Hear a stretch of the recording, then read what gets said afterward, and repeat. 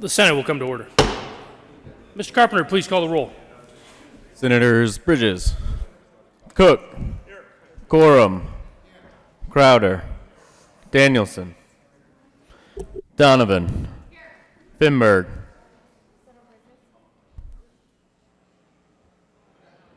Finberg,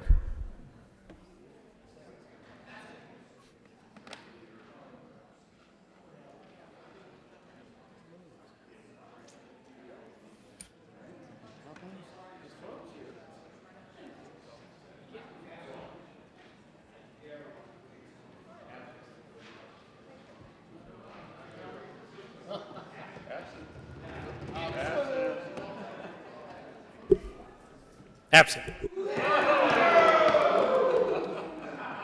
Fields, Foote, Gardner, Janal, Gonzalez, Hanson, Hill, Heisey, Holbert, Lee, Lundeen, Marble, Moreno, Pedersen, Priola. Excused. Rankin, Rodriguez, Scott, Smallwood, Sonnenberg, Story, Tate, Todd,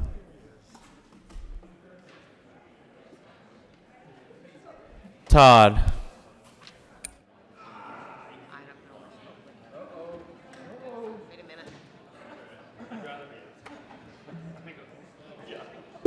Excused. Williams, Winter, Woodward, Zinzinger, Finberg. Mr. President, Here. With 33 present, 0 absent, and 2 excused, we have a quorum.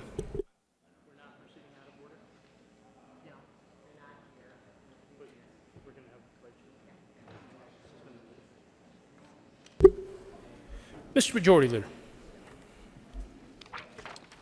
Thank you, Mr. President. I move that we suspend Senate Rule 1B to allow a person other than a senator, but it will still be someone named John Cook, to lead us in the Pledge of Allegiance. You have heard the motion. All those in favor say aye. All those opposed, no. The ayes having the motion is adopted.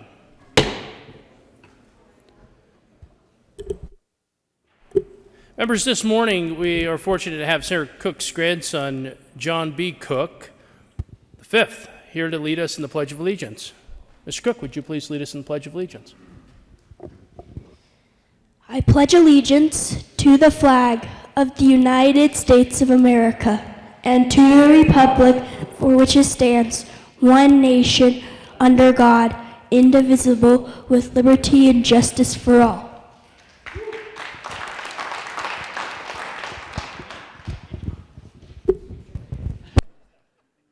Approval of the Journal. Senator Marble. Thank you, Mr. President. I move that the reading of the journal dated March 6 be dispensed with as approved and corrected by our most lovely and wonderful secretary. You have heard the motion. All those in favor say aye. All those opposed, no. The ayes having the motion is adopted. Senate Services. correctly printed, Senate General Resolution 18, Senate Resolution 4, correctly re-engrossed, Senate Bill 169, correctly revised, House Bill 1166 and 1185, correctly revised, House Bill 1052, 1104, 1182, and 1205, correctly enrolled, Senate General Resolution 3.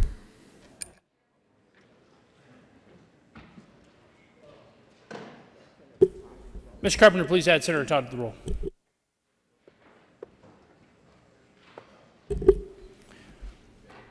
Third reading of bills, consent calendar. Mr. Carpenter, will you please read all the titles to the bills listed on the consent calendar? House Bill 1185 by Representatives Hooten and Sain and Senator Fields concerning the continuation of the Colorado Kids Outdoor Advisory Council in connection with implementing the recommendations contained in 2019 Census Report by the Department of Regulatory Agencies. House Bill 1166 by Representatives Arndt M. McKean, Senator Tate, concerning necessary statutory amendments to the automatic repeal of an Enterprise Zone Act income tax credit for new business facility employees. Mr. Majority Leader. Thank you, Mr. President. I move for the passage of all the bills in the third reading of bills consent calendar, which includes House Bill 1185 and House Bill 1166. Is there any discussion on any of the bills? Seeing none, the motion is the passage of all the bills on third reading consent calendar. Are there any no votes on any of the bills on the third reading of bills consent calendar?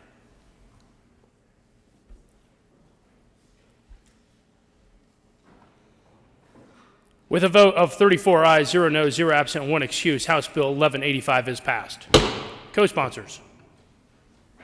Senators Janal, Danielson, Pedersen, Hansen, Tate,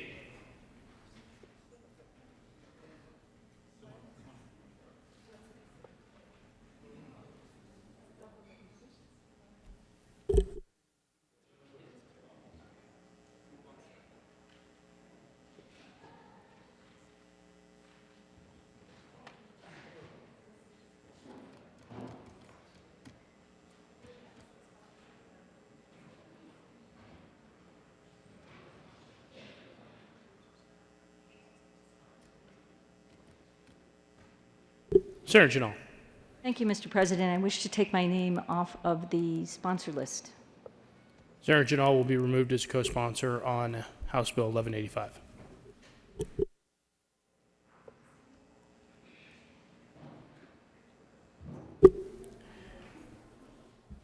With a vote of 34 ayes, 0 noes, 0 absent, and 1 excuse, House Bill 1166 is passed. Co-sponsors.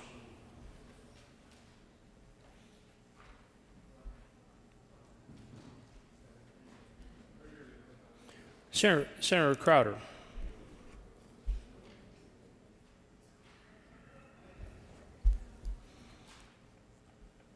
Third reading of bills, final passage. Mr. Carpenter, please read the title to Senate Bill 093. Senate Bill 93 by Senators Foot and Finberg and Representative Jackson concerning protections related to mandatory agreement provisions in connection with enacting the Consumer and Employee Dispute Resolution Fairness Act. Mr. Majority Leader. Thank you, Mr. President. I move Senate Bill 93 on third reading and final passage, and unfortunately, ask for permission to run a third reading amendment.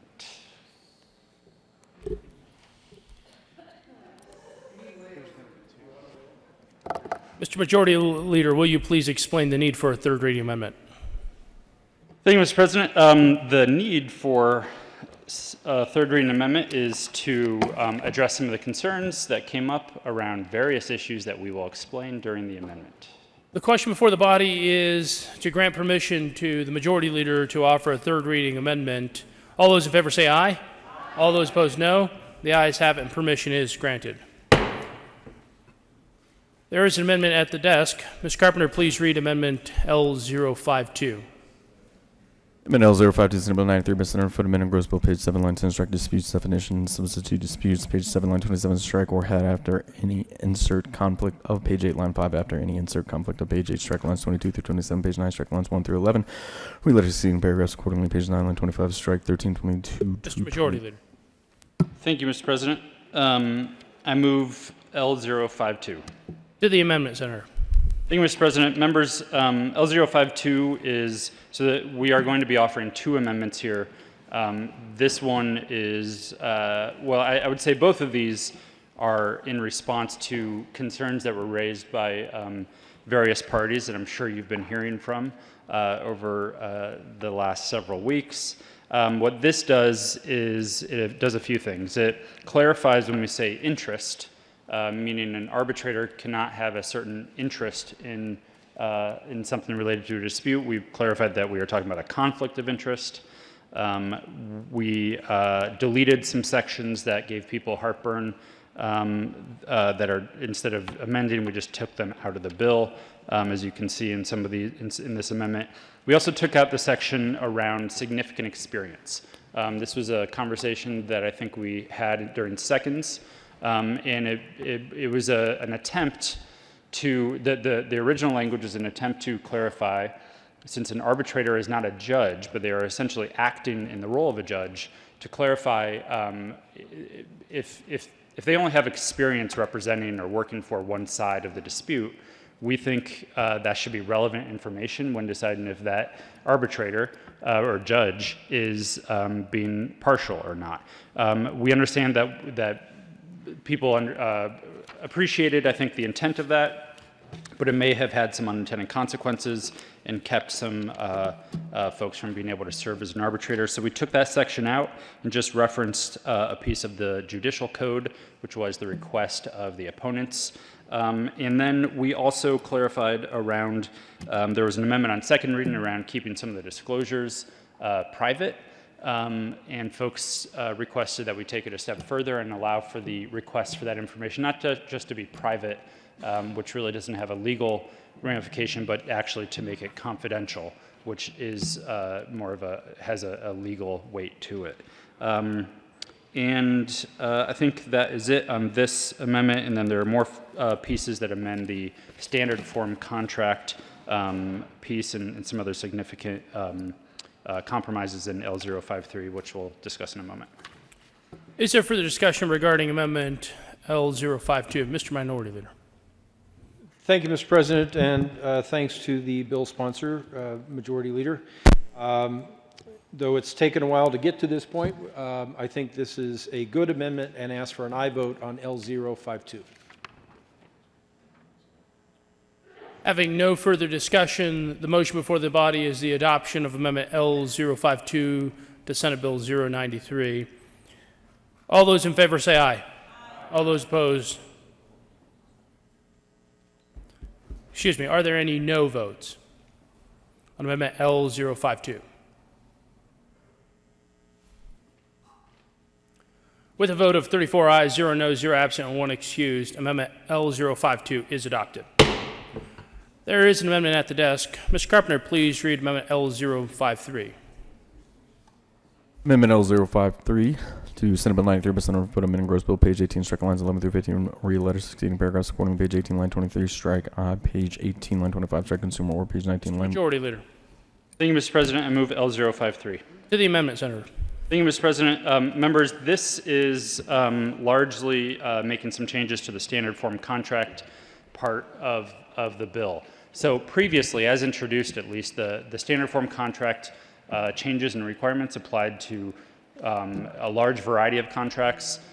In seconds, we actually excluded some of the types of industries it would apply to. There were some concerns around the ski industry and things like that. It was, I think, on seconds limited to just be employment and real property disputes. This amendment takes it so that the standard form contract aspect of the bill only applies towards employment disputes. So anything related to consumers, to homeowners, to someone purchasing a ski lift, all of that is taken out, and this section, the standard form contract section, only applies to employment disputes. And the reason is because a lot of the discussion that we had was around protecting employees from potential bad faith employers, some bad actors that are putting things in contracts that are inherently unfair, and they're sometimes putting them in there just to intimidate the worker so they never actually bring a suit or bring up a dispute. So I believe this part of the bill is still important, but it is significantly limited and no longer applies to disputes over property or disputes involving consumers. The other piece of this, significant piece of this amendment is changing the effective date to ensure that it is clear this only applies towards contracts that are executed moving forward after the passage of the bill. It is not retroactive, as some of the concerns came up from the opponents. And I urge and I vote on L053. Is there further discussion regarding Amendment L053 to Senate Bill 053? Mr. Minority Leader. Thank you, Mr. President. And as with the prior amendment, I do ask for an aye vote. I appreciate the Majority Leader working with employers, home builders, others who have concerns, and just appreciate the amendment. Ask for an aye vote. Having no further discussion regarding Amendment L053, the motion is the adoption of this amendment to Senate Bill 093. Are there any no votes?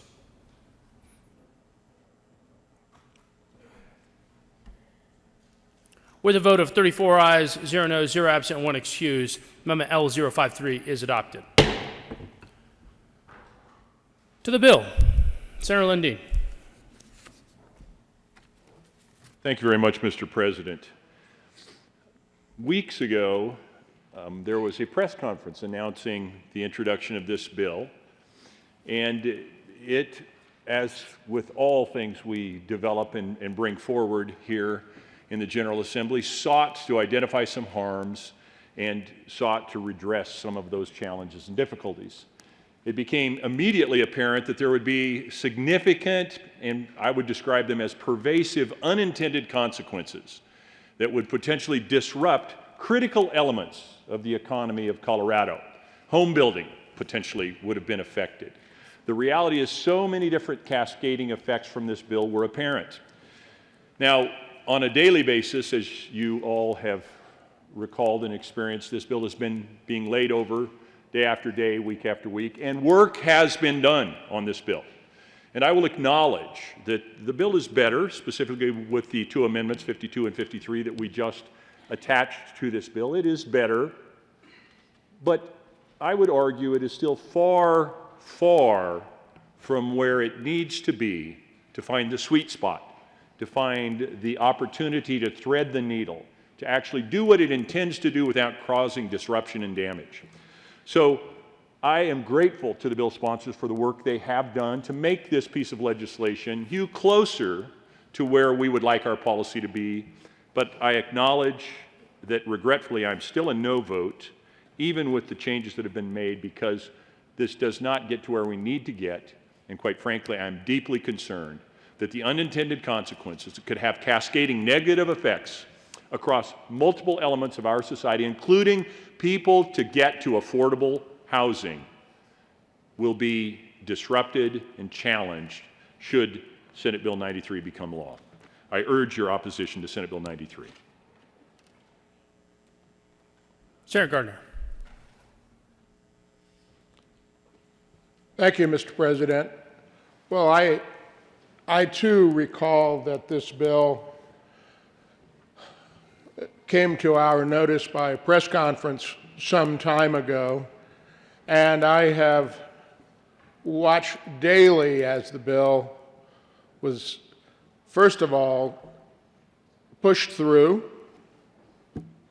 That's the way the process works sometimes. Pushed through on second reading, only to be laid over day after day after day for this third reading vote, only to have amendments disclosed this morning on third reading.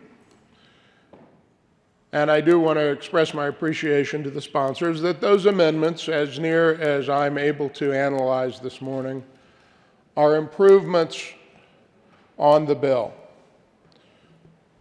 But they are not enough for my support, and they are not enough to ensure that this bill does not do damage to the concept of arbitration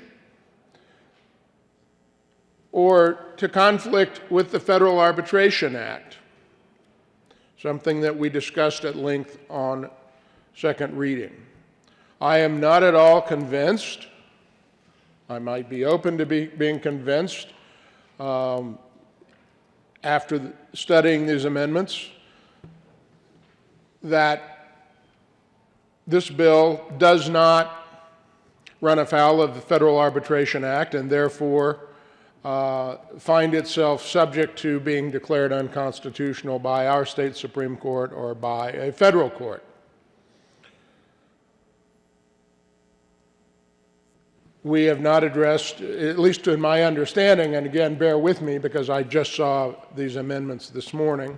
I just saw these amendments 5 minutes ago. I don't think we've dealt with the notion of interlocutory appeals, which means something to lawyers, and if you don't know what that means and you're going to vote yes on this bill, then I caution you that you're voting on a bill that you do not understand. I would suggest to you that you will be voting yes on a bill that you have not analyzed and studied. A bill that will do damage to commerce in our state. I don't know if you heard the market's down this morning, 10%. It's disruptive. I don't think we have excluded business-to-business arbitrations. Perhaps we have, but again, I've just seen the amendments. And because I have, and because I think there are things that were on our original list of concerns that are not addressed, I urge your no vote. One should not vote yes on bills that one does not understand and has not had a chance to analyze, particularly when they have such a large effect upon the economy of our state. My objection is, first of all, process. We talked a lot about process last week. Process because I think the substance has not been properly vetted here and remains incomplete as a work of amending the bill to make it workable for business in Colorado. To the extent that it passes from this chamber, as I suspect it may, I hope that the House will have an opportunity to make those changes and to make those improvements, and perhaps I can, when it returns here, be an aye vote. Thank you, Mr. President. Mr. Minority Leader. Thank you, Mr. President. And again, I want to express my appreciation for the two amendments that were adopted here this morning on Senate Bill 93. I will be a no vote on the bill, despite support for those two amendments. And while I am not an attorney and can't speak as eloquently as my predecessor, the good senator from El Paso County, my layperson objection to this bill can be found in the title and the use of the word fairness. This body, this building, this engine of our representative republic does not dispense fairness. That might be the role of courts, the judicial branch, to find equitable outcomes when lawsuits or charges are filed in the judicial branch. But this engine, this representative republic, this General Assembly does not dispense fairness.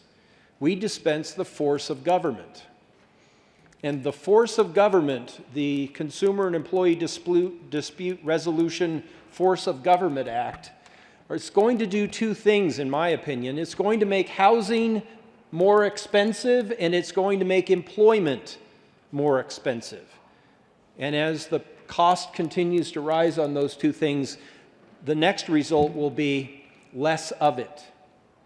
15, 16 years ago, I had the opportunity to work here in this building, but on the other side of the glass, and there was an effort, I think, similar to this, to provide so-called fairness to people who live in multifamily housing environments, communities. And the fairness, supposedly, in that was that it would allow people to get resolution for construction defects. But the force of government resulted in fewer multifamily owner-occupied units being built. And it resulted clearly in the cost of residential housing becoming vastly more expensive. Now, we have appreciation. We have generally real estate values do appreciate. But my goodness, we can look back just 10, 12 years. We can just look back in our recent memory and see a time when real estate values don't appreciate. They decrease. And as the good senator from El Paso noted, we're seeing that in financial markets right now because of a virus that is spreading around the world, in large part because of that. But 2 years, 5 years, 10 years, 20 years down the road, when we see that housing has even become more expensive and less available, those affordable multifamily housing units, when we see that in a state where we are leading the nation at times on unemployment, low unemployment, when we see the cost of housing and employment rise, please remember, Mr. President, colleagues, please remember the Consumer and Employee Dispute Resolution Force of Government Act, because this is going to make both of those things happen. Thank you, Mr. President. I ask for a no vote. Mr. Majority Leader. Thank you, Mr. President. I just want to say a couple of things. This bill was never supposed to be about affordable housing or construction defects. And I would argue that with all of the amendments and changes, it especially is not about that now. To say that this bill will definitively lead to prices for housing to change and for affordability to disappear is just not based on facts. There was a reference that we pushed through the bill on second reading. I'm not sure why it's described as being pushed through. We had a pretty lengthy debate. We adopted amendments, and then we voted. And it wasn't moved all that fast from committee or to committee or anything like that. There was no heavy-handedness on this bill. We are more than halfway through the session, and this bill is still being discussed in the first chamber. And then it was sort of alluded to that this bill was laid over day after day, as if that is some sort of like nefarious act. This bill was laid over because we were trying to address the concerns that largely were coming from this side of the aisle. Did we address all of them? Just about, actually.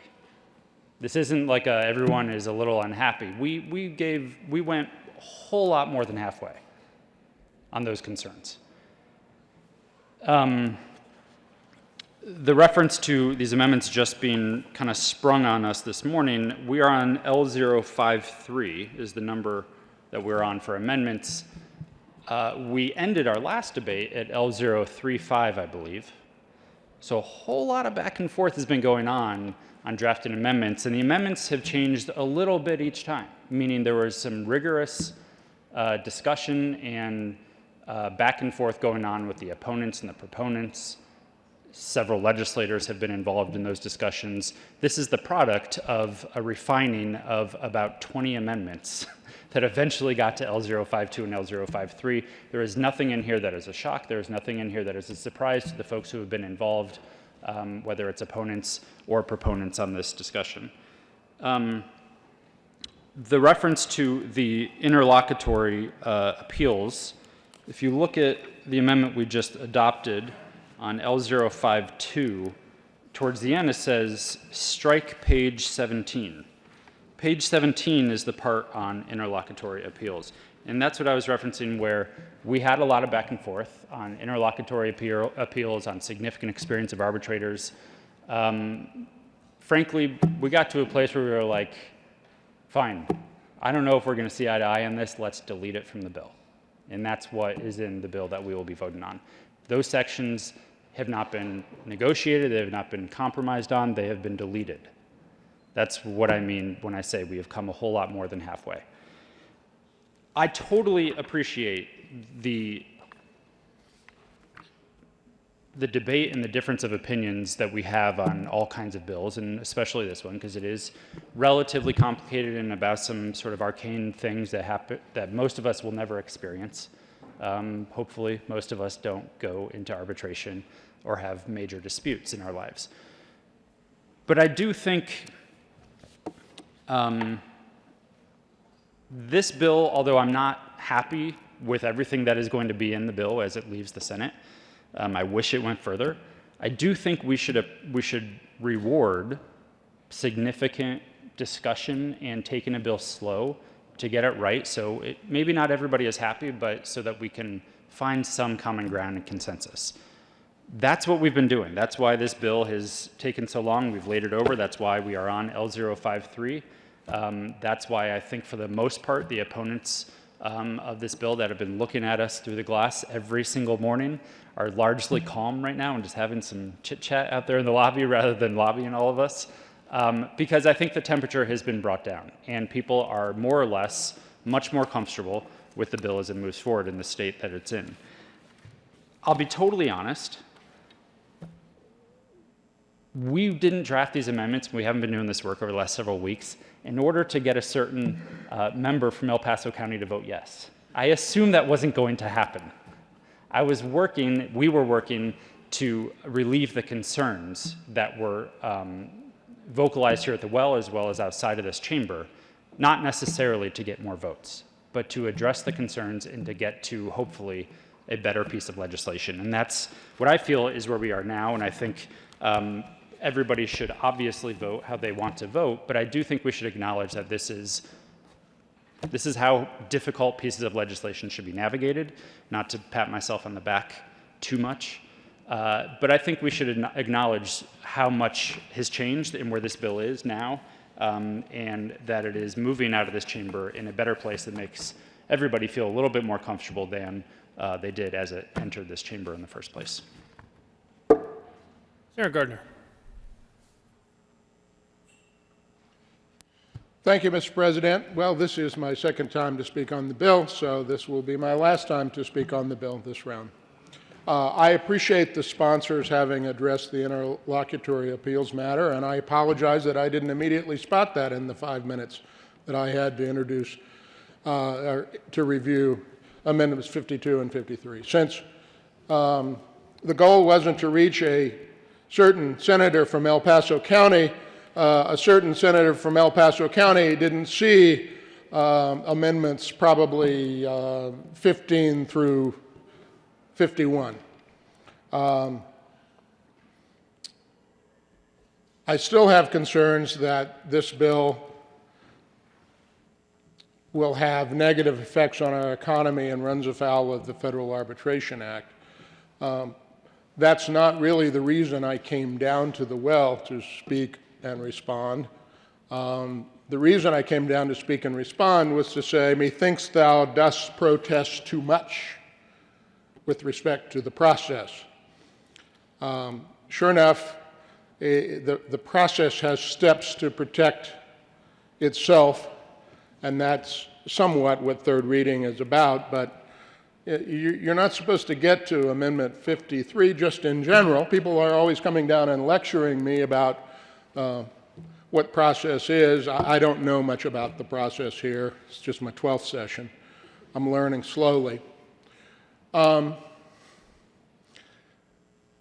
The sort of things that happened between second and third reading while this was being laid over day after day after day, ideally happen on second reading. Ideally, they happen at the committee of reference and at second reading. Now, thank goodness that they've happened on third reading and that special permission has been granted by this chamber on a vote of this chamber to allow those third reading amendments, but those are the exception, not the rule. So when I say that this bill was pushed through on second reading, I don't even take any, I don't mean that in any terribly pejorative way, maybe a bit. Majorities can do what majorities do. Minorities will do what they have to do in response. And I think that is a good reason. 18 votes are required to pass bills out of this chamber, and I think this bill, with the adoption of Amendments 52 and 53, we're about 18 votes out of this chamber, which is part of our process, and for that I am thankful. I will not be one of those 18 votes, but I do appreciate the fact that the sponsors of this bill needed those 18 votes, and that brought us to where we are today, which is much better than it started. Thank you. Senator Foote. Thank you, Mr. President. So, colleagues, from the beginning, it was actually mentioned during the beginning of this debate about a press conference that we held announcing this bill and what the intent behind the bill was. And from the beginning, we said straightforward, in a very straightforward manner, that this is about a fair process. Arbitration should be a fair process. We are not necessarily in the role of legislating fairness, but we are, or at least I think we should be, in a role of legislating a fair process. And the process that happens in arbitration too many times currently is not a fair process. Arbitration is designed to be a substitute for court. It's designed to be more efficient. It's designed to be less costly, but it's still designed to be something like court. You're supposed to have a neutral arbitrator, just like a judge is supposed to be neutral. Both sides or all sides are supposed to go through a good, fair process, and then the result is the result that some side is going to disagree with, but it still has been, at least the point, is to have a fair process.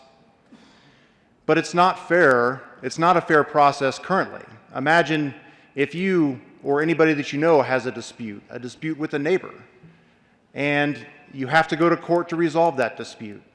Under the current process that we have now with arbitration, and if you applied that to what would happen in court, your neighbor could choose the courthouse, your neighbor could choose the judge, and your neighbor pays the judge. So what kind of result do you think is going to happen? That's what we have all too often with arbitration now. And so the point is to make this a fair process. And who knew that trying to make an arbitration process more fair would somehow lead to economic catastrophe or a dearth of affordable housing?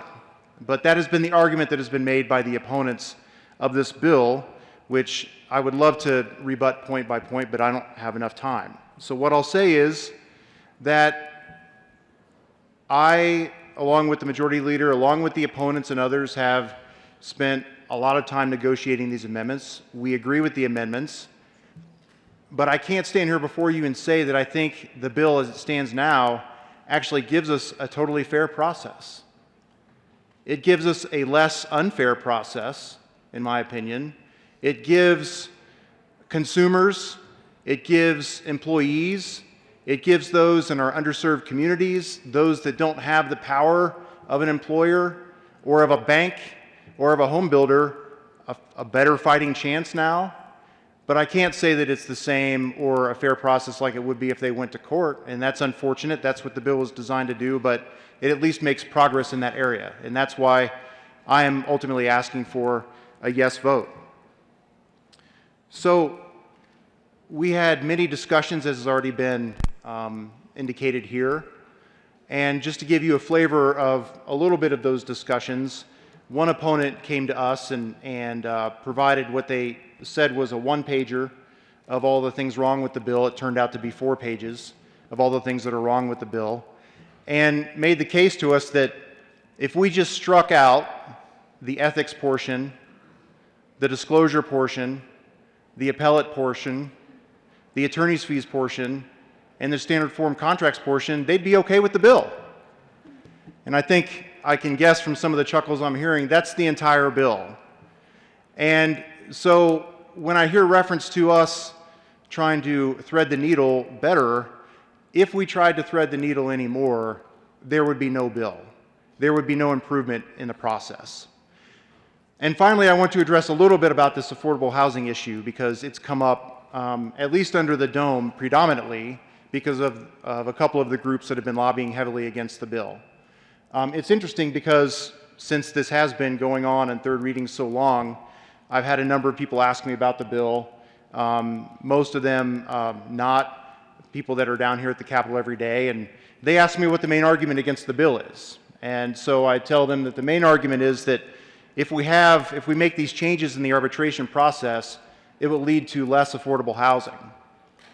And usually, if it's on the phone, I just hear a pause, and I can almost, if I could see them, I could see them shaking their head. But typically, the response is, I don't get that. That's ridiculous. Now, these people aren't under the dome. They're not people that are here every single day, but they're people that have common sense. And they also realize and they know that in many of our districts, probably all, we have affordable housing issues. In my district, the single-family home now is worth more than $650,000. In the majority leader's district, it's been published that the single-family home averages $1 million at this point.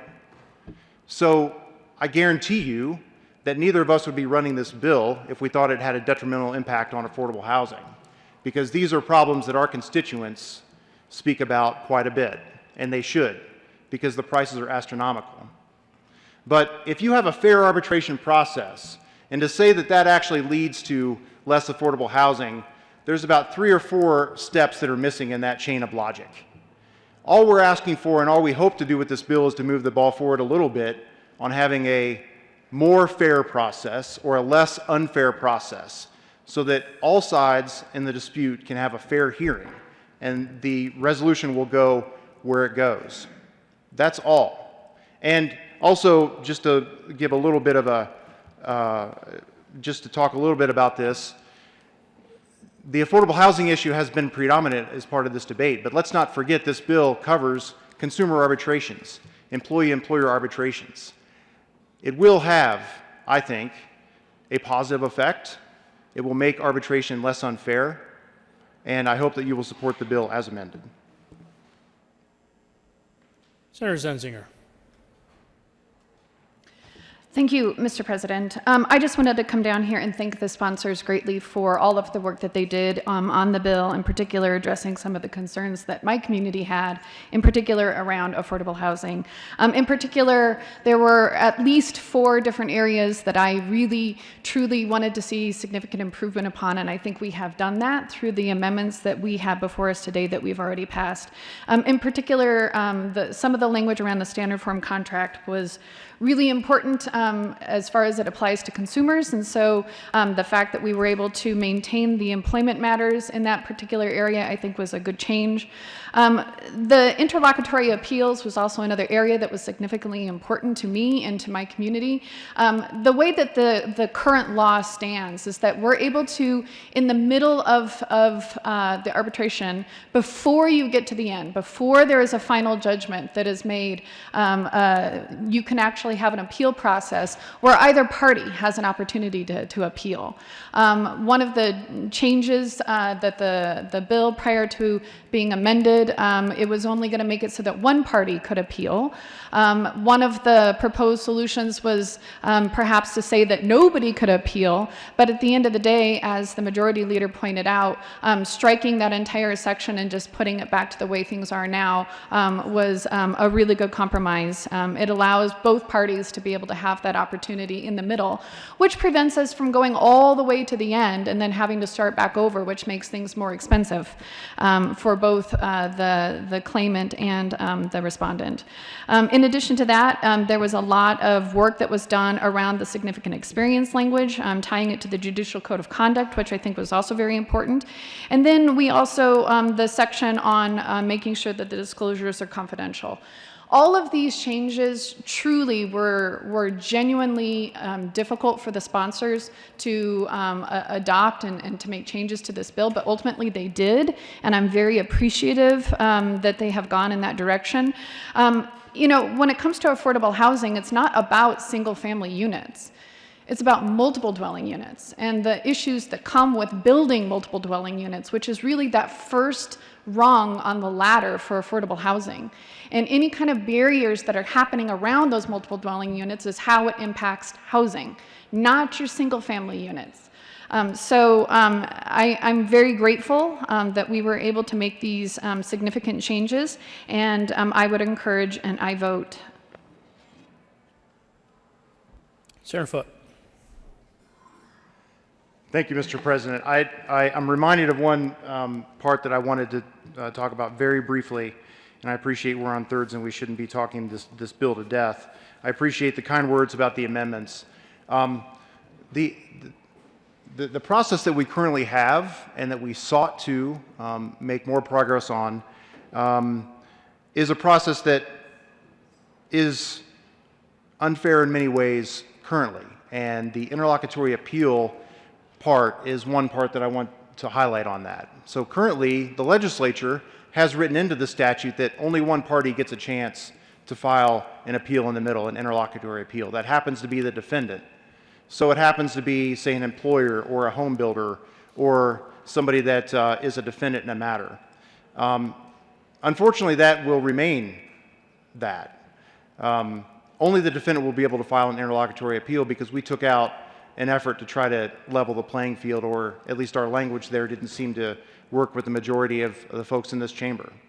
So I just wanted to highlight this because it's not a perfect bill, but it's an improvement. We need to improve the process in any way we can, and I hope that it lays the foundation for some further improvement sometime in the future. So please vote yes. Having no further discussion, the motion before the body is the passage of Senate Bill 093 on third reading and final passage. Are there any no votes?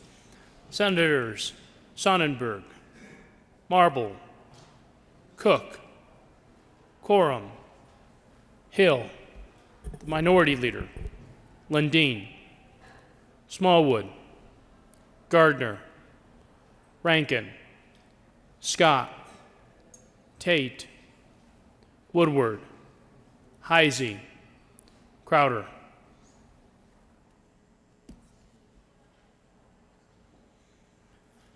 With 19 ayes, 15 no votes, 0 absent, and 1 excused, Senate Bill 093 is passed. Co-sponsors, Senators Winter, Gonzalez, Rodriguez, Moreno, Lee, Danielson, Hanson,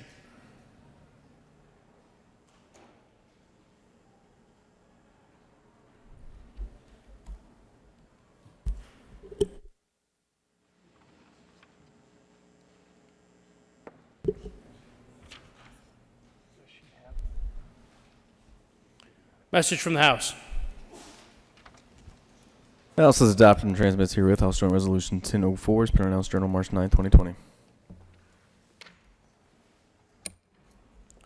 Introduction and considerations of resolutions. Will the clerk please read the title to House Joint Resolution 20-1004?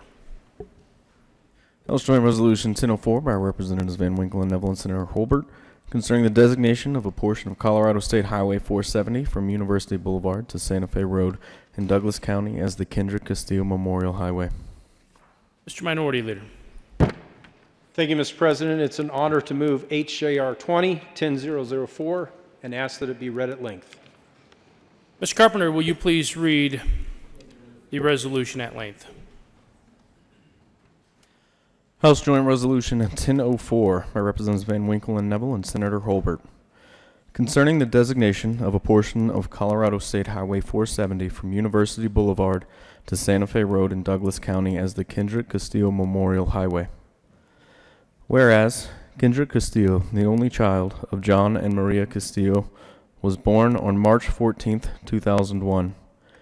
And whereas, as a high school senior, Kendrick attended STEM school Highlands Ranch and served as a 4-year member of the school's robotics team, planned to study electrical engineering in college, and ultimately planned to serve his country as a United States Marine. And whereas, on May 7, 2019, Kendrick Castillo was in class at STEM school Highlands Ranch when a student pulled out a gun, demanding that nobody move. And whereas, Kendrick Castillo acted fast and lunged at the gunman, giving his classmates time to take cover. And whereas, Kendrick Castillo was shot by the gunman and ultimately gave his life to save the lives of countless students that day.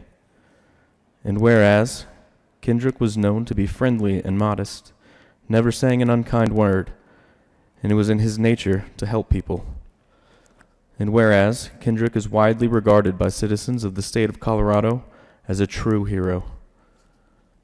And whereas, it is the purpose of this joint resolution to keep the memory of Kendrick Castillo alive so that generations of Coloradans can be inspired by Kendrick's selfless and heroic act.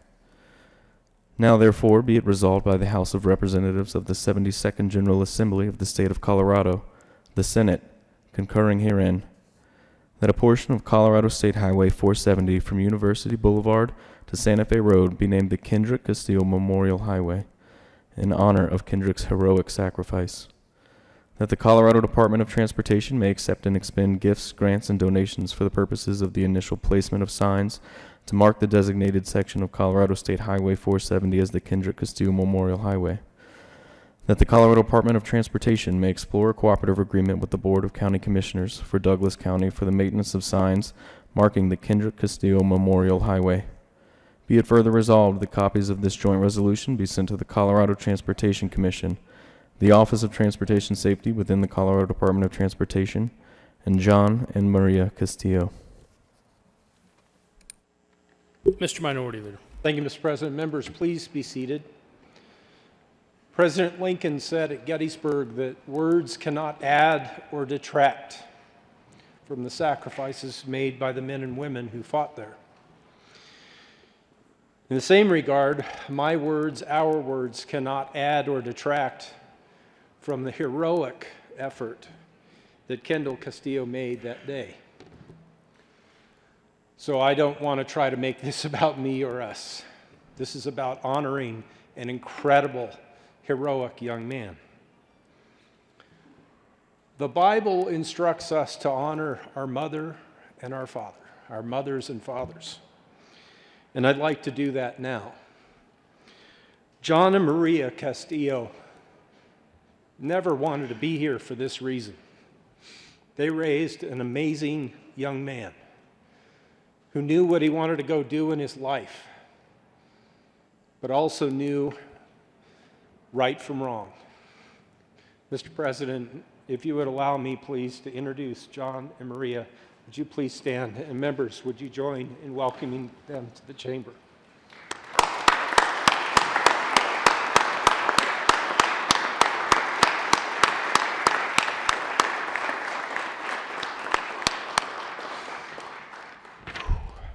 Mr. Minority Leader. Thank you, Mr. President. I would never want this to happen, but it happened. And with your support, it would be an honor to travel this section of 470 and remember the heroic effort of Kendall Castillo to stand up for what he believed to be right and to protect his classmates. It was truly a heroic effort that he made that day. Mr. President, I ask for an aye vote on House Joint Resolution 1004.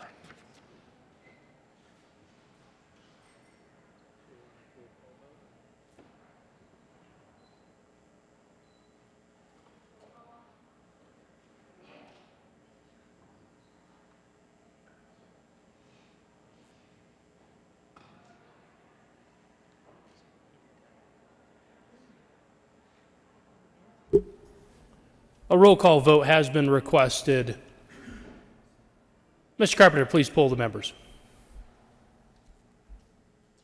Senators Bridges. Bridges, aye. Cook. Cook, aye. Quorum. Quorum, aye. Crowder. Crowder, aye. Danielson. Danielson, aye. Donovan. Donovan, aye. Finberg. Finberg, aye. Fields. Fields, aye. Foot. Foot, aye. Gardner. Gardner, aye. Janal. Janal, aye. Gonzalez. Gonzalez, aye. Hanson. Hanson, aye. Hill. Hill, aye. Heisey. Heisey, aye. Holbert. Holbert, aye. Lee.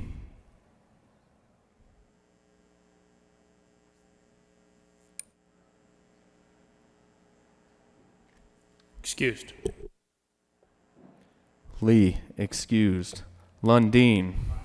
Lundeen, aye. Marble. Marble, aye. Moreno. Moreno, aye. Pedersen. Pedersen, aye. Priola, excused. Rankin. Rankin, aye. Rodriguez. Rodriguez, aye. Scott. Scott, aye. Smallwood. Smallwood, aye. Sonnenberg. Sonnenberg, aye. Story. Story, aye. Tate. Tate, aye. Todd. Todd, aye. Williams. Williams, aye. Winter. Winter, aye. Woodward. Woodward, aye. Zenzinger. Zenzinger, aye. Mr. President. Aye. Mr. President, aye. With 33 ayes, 0 noes, 0 absent, and 2 excused, House Joint Resolution 1004 is passed. Mr. Minority Leader. Co-sponsors. Mr. Minority Leader. Thank you, Mr. President. I would request that the current roll call be added as co-sponsors. Seeing no objection, the current roll call will be added as co-sponsors. Mr. Minority Leader. Thank you, Mr. President. May I introduce some guests?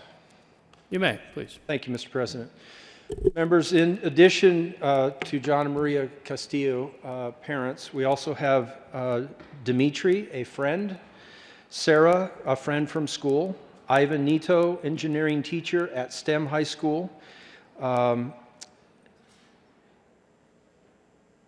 I'm sorry I can't read all of these, but would family and guests please stand and let's honor Kendall. And members, would you please welcome family, friends, teachers, leaders from STEM School.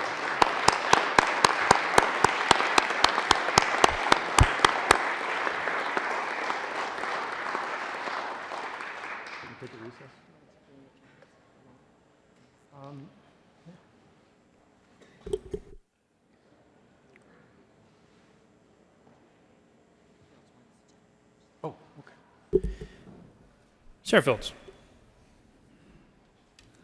Good morning, Mr. President and colleagues. May I ask and request for a moment of personal privilege? Granted. Thank you. Members, I stand in strong support of this joint resolution. I first of all want to thank the Minority Leader for his kind gesture and his action today by facilitating that a portion of Highway 470 be dedicated to the son of the Castillos. I think this is an important moment for us because we come together as a full Senate to address and support this family. I have come to know and adore this family, and it happened shortly after we all saw the news report that there was another school shooting. And I felt compelled to want to be with this family. So I attended the funeral along with other elected officials, and that's where I learned the love that Kendrick had extended to so many people that he came in contact with. At the service, it was packed with students, his friends, his community, his faith community, his teachers, the administrators of the school. They were all there to gather and to celebrate his life. And while I was there, I felt the sorrow, I felt the grief. I also felt the community and the school coming together to address their loss. By all accounts, from all the stories that I heard that day, he came from a very happy home. He was happy. And he was contributing on a very high level. He cared about others. In every single contact that he had, he reached out and he extended compassion. You know, far too often, I think that sometimes communities forget about the unthinkable when a tragedy like this happens, and we simply move on to the next situation. But I'm so glad that this family has stayed plugged in and stayed engaged. I made phone calls to the family and asked them to participate in the interim school safety committee because I felt like he had a voice that he could lend to helping us address environments to make sure that our schools are safe. And you know what? He showed up. He showed up and he lent voice, not only just on school safety issues, on a variety of other issues. Because I see him as being, and his wife as well, being champions. Because no father, no mother should have to bury their child. It's just not the order of things. It doesn't even fit into our value system as it relates to school shootings. Just doesn't feel right to me. So I want to say to the family that this is not anything that you can rush through. Don't let anyone tell you to get over it. Because the fact is, you can't. Life will never be normal again the way you used to see it. Don't worry about getting over it. Just learn how to live through it. And so far, the way that you're handling the tragedy and the grief and the pain is you're handling it day by day with grace and compassion and the memory of your son. This chamber will never, ever forget the sacrifice of what your son did. He saved many. Now, 8 were injured in that classroom. But we'll never know how many other lives were saved. So I'm hopeful that all the work that you've been doing, that you'll see more work being done as the governor addresses some of the issues that we've been doing down here as it relates to school safety. But I want you to know that I adore you, I respect you, And this is just one gesture that I think that we can do to let you know how much we also appreciate your son. I love you guys. Mr. Minority Leader. Thank you, Mr. President. I wonder if we could take a brief recess to welcome our guests. And as part of that, we have a flag, a Colorado flag that's flown over the Capitol that I'll present to John and Maria on behalf of all of us. I understand the President called. We're not quite as important as he is, but I hope that our gesture here today and naming part of C-470 helps us all remember your amazing son. Thank you for being here. The Senate will stand in a recess to welcome our guests.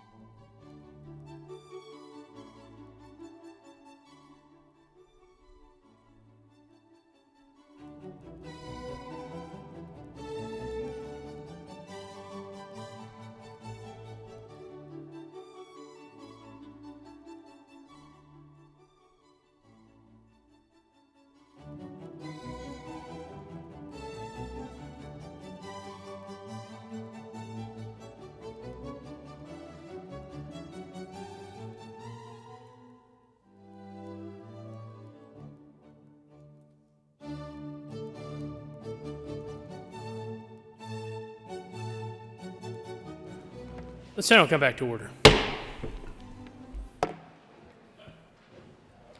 Second reading of bills, consent calendar. Senator Bridges. Thank you, Mr. President. I move the Senate resolve itself into the Committee of the Whole for the consideration of general orders, second reading of bills, consent calendar. You have heard the motion. The motion is you have heard the motion. All those in favor say aye.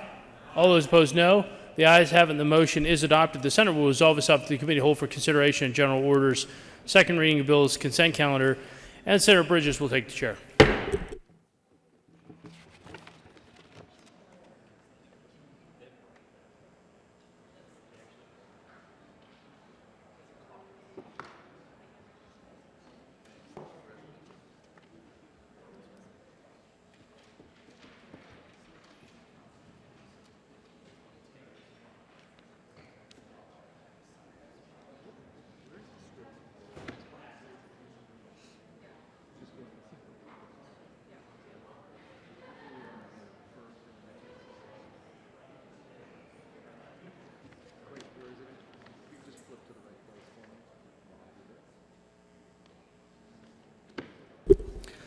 The committee will come to order and the court rule is relaxed.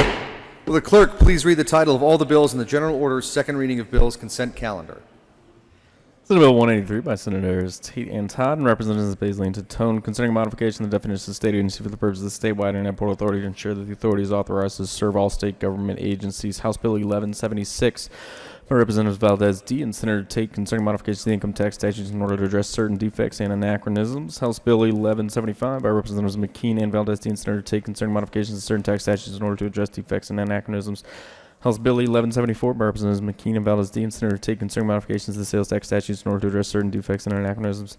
House Bill 1062 by Representative McLaughlin and Senator Quorum concerning clarifications to the Colorado Student Free Expression Law. House Bill 1108 by Representatives McLaughlin and Senator Quorum concerning composition of the Board of Trustees for Fort Lewis College. House Bill 1050 by Representatives Hooten and Larson and Senators Janal and Tate concerning the distribution of drugs by other outlet pharmacies.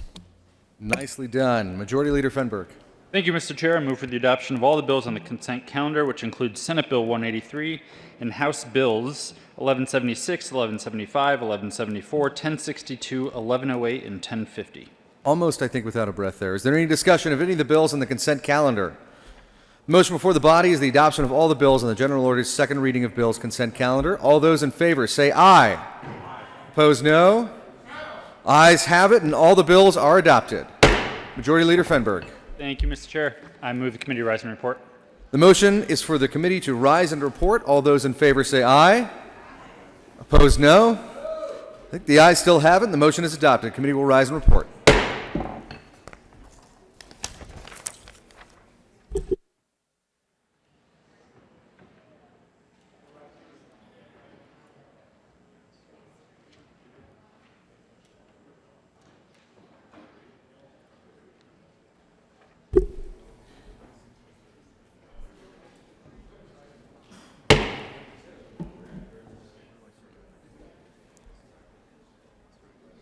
The Senate will come to order. Senator Bridges. Thank you, Mr. President. The committee has had a number of bills under consideration. Will the clerk please read the report? Mr. President, your committee will make the reports that in consideration of fine task bills being seconded thereof makes following recommendation on Senate Bill 183 pass second order and gross place accounted for their reading and final passage. House Bill 1176, House Bill 1175, House Bill 1174, House Bill 1062, House Bill 1108, House Bill 1050 pass second order revised and placed accounted for their reading and final passage. Senator Bridges. Thank you, Mr. President. I move the report. The motion is the adoption of the committee of the whole report. Are there any no votes? With a vote of 34 ayes, 0 noes, 0 absent, and 1 excuse, the committee of the whole report is adopted.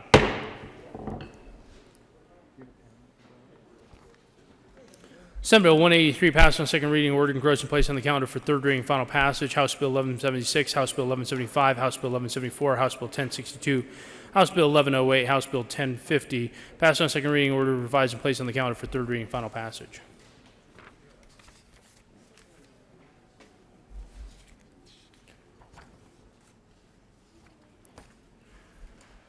General order, second reading of bills. Senator Bridges.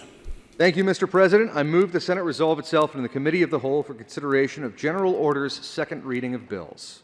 You have heard the motion. All those in favor say aye. All those opposed, no. The motion is adopted. The Senate resolves itself to the Committee of the Whole for consideration of general orders, second reading of bills, and Senator Bridges will take the chair.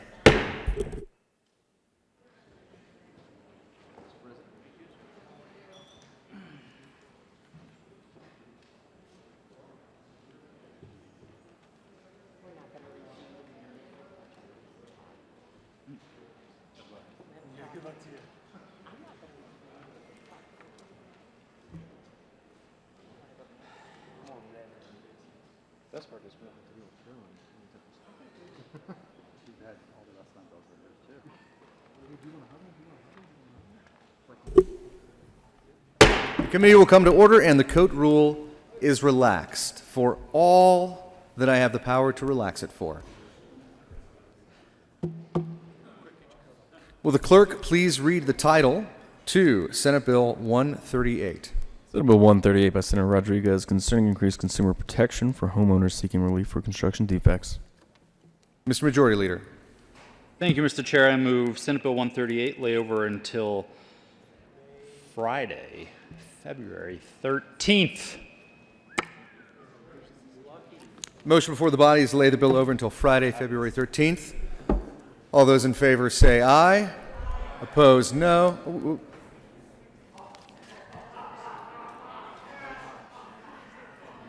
Oh, you said February.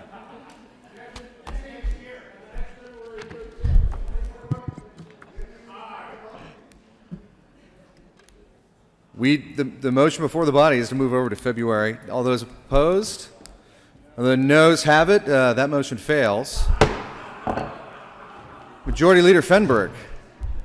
Thank you, Mr. Chair. I'm very disappointed in the lack of respect around here. So I will try a different motion and see if this one has any luck. I move Senate Bill 138 lay over until Friday, March 13th. The motion is lay the bill over until Friday the 13th of March of this year. All those in favor say aye. Aye. Opposed, no. Ayes have it. That bill will lay over. Will the clerk please read the title to House Bill 1031? House Bill 1031 by Representatives Benavidez and Mulligan, Senators Williams and Hanson concerning the establishment of a new state holiday in place of Columbus Day. Senator Williams. Thank you, Mr. Chair. We move House Bill 1031 on second reading and general orders. Seeing no further discussion, the question before us is to move House Bill 1031. All those... To the bill. To the bill. Sorry. Thank you, Mr. It's my first time in the chair this year. Just getting warmed up. Senator Williams. All right. Thank you, Mr. Chair. We are excited that you are in the chair today. Members, House Bill 1031 basically repeals the designation of Columbus Day as a state holiday. And we want to replace that with Cabrini Day. The conception of Cabrini Day is a compromise and a collaboration between leaders in the community who have interests. This is the grand compromise. This has been talked about for years. I want to share with you that by doing this, Colorado will be the first state to have a woman-paid holiday. And I want to share a little bit with you about Mother Cabrini and who she was. She was a humanitarian, and she arrived in Denver in 1902, and she established many orphanages and schools in Denver. And she opened the Queen of Heaven Orphanage in Denver in 1905. In 1908, she expanded those orphanages and schools. And in 1909, she became a naturalized citizen in the United States in Washington. In 1912, she started a camp for orphans at Colorado's Mount Vernon Canyon. She is the first U.S. citizen to be canonized. And members, we will be the first state to have a woman-paid holiday, the first in our country. As you know, Mother Cabrini lives in legacy in Colorado today with Mother Cabrini Shrine, and she directly influenced the lives of many Coloradans who recall the fondness and the memory of her as she recalled by parents and grandparents. The shrine welcomes thousands of visitors each year, and it offers a personal and unique opportunity to connect with Mother Cabrini in her legacy of spiritual growth, healing, kindness, connection, and compassion and education. And I ask you for an aye vote on 1031. Senator Hanson. Thank you very much, Mr. Chair. And colleagues, let me just add a few more things to the background that my colleague just shared with you. This is a bill that has come out of decades of work and compromise by hundreds of dedicated people around this state. I think it's appropriate today that we honor their work by putting this compromise into statute. It is time in the year 2020 to end the Columbus Day holiday and for us to honor an amazing woman who contributed so greatly to the state of Colorado and its development. Mother Cabrini is the perfect person for us to pick for this, and she embodies the very best of who we are in the state of Colorado. I urge your support of this bill. This is a conversation that has gone on for too long. It is a conversation that today we can move forward together on changing this holiday and honoring a tremendous hero in our history here in Colorado. And I urge your support for this bill. Thank you. Senator Crowder.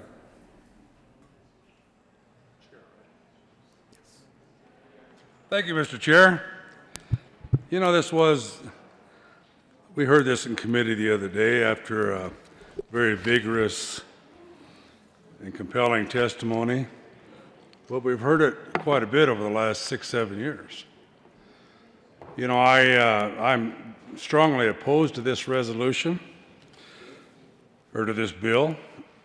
Thank you, Mr. Minority Leader. You know, I think what this is it's far more than just replacing Columbus Day. What this is about, I believe, is strictly a racist issue. I do not believe that you can separate the Italian Americans or the Catholics from Columbus Day. You know, it's too ingrained. You're talking about something that happened over 500 years ago, and we're putting a 21st century spin on this without realizing what the advantage of what Columbus did. You know, Columbus opened up the trade routes from Europe to Americas. He actually showed us a pathway to get to America, even though he never actually landed in the United States. He was in Hispaniola. You know, I think that we have taken away what we think is history and corrupted it with writings from Howard Zinn, you know, who was an anarchist of this country. And you see it on the news even today. If the spin is there, it changes the whole texture of the argument. You know, I think that you know, Mother Karina some people say that's a compromise. I don't think so. You know, she's actually she was canonized and she's celebrated November 15th of every year out of Golden. So I think by far and away Columbus is the right choice, but also the Italian Americans I do not believe should be, you know, discriminated against in this way, because I don't think they can separate them. You know, even the Catholics are involved because of the Knights of Columbus. The first established Knights of Columbus is 1900 here in Denver. That's directly with the Catholic Church.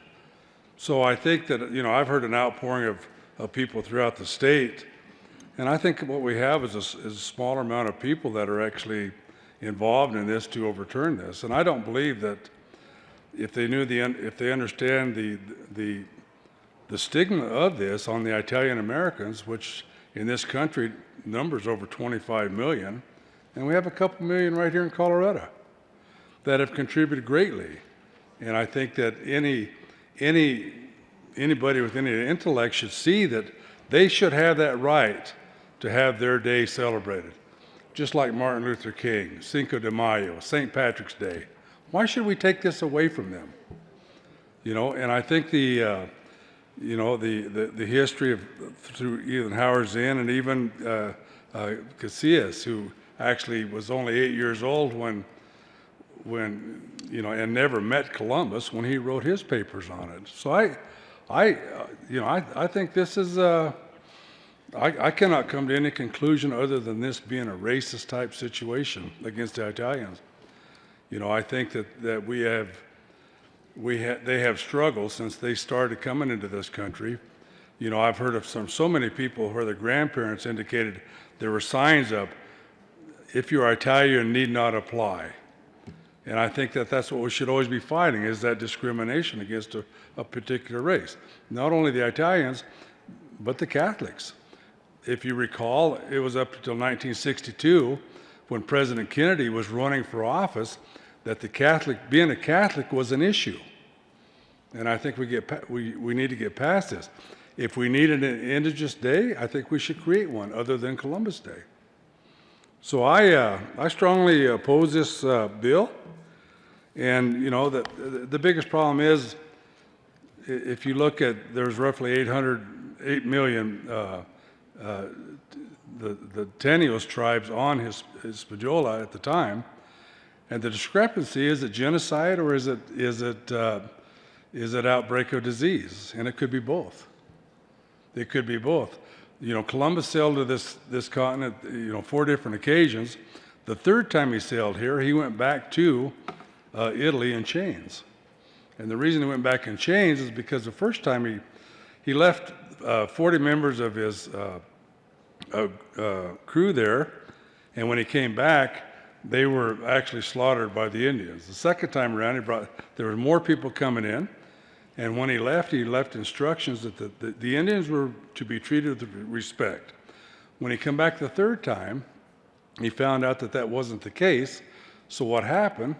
He actually condemned some of the soldiers for their atrocities against the Indians. And for that reason, Columbus was put in chains and sent back and exonerated for this. So I think that he was trying to do his best to make things work like he wanted them to, the discovery of America. So I just happen to, I cannot believe, with the outpouring that I've received from constituents as people from throughout the state, that anybody would vote for this. But I would strongly encourage a no vote on this. I do not believe that the Mother Cabrini is a compromise. I think it actually adds to the insult of this. So I think because she was canonized and she's celebrated in golden now. But I could go on, but I think everybody's heard this after 6 or 7 years, and I think the continuation of this is actually a slap in the face to the Italians. So I think that I would ask you to vote no on this, and I think this continues to divide people, and I think we should be pulling what we can together.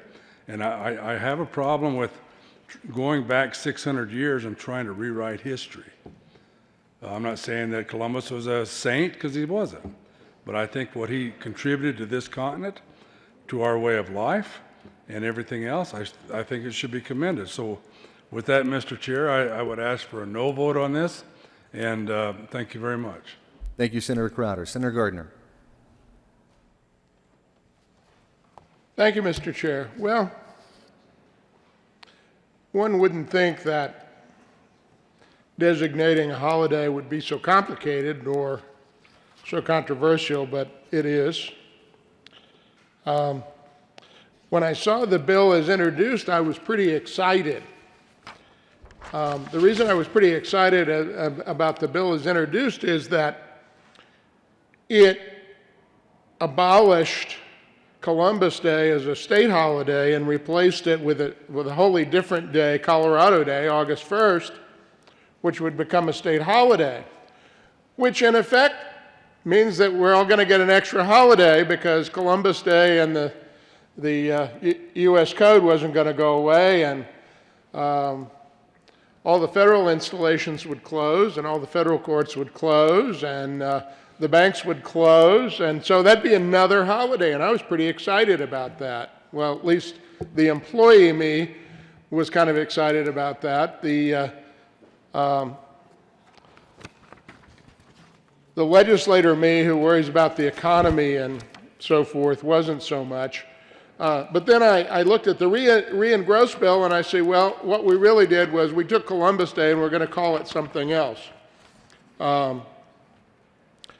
So I'll probably refer to it, since it's still a free country, at least for the moment, and the First Amendment still is operative, at least for the moment. I'll probably call it Columbus Day by another name when it comes around. But since I'm self-employed, outside of this very high-paying job I have here at the State Senate, I'm self-employed, and I find that day to be a very good day. Not that I don't commemorate it in my heart and my mind, but that's a day that I know that everything's closed and people don't expect me to be in the office, and so I actually can get some work done on that day. And that was another reason why I was pretty excited about it.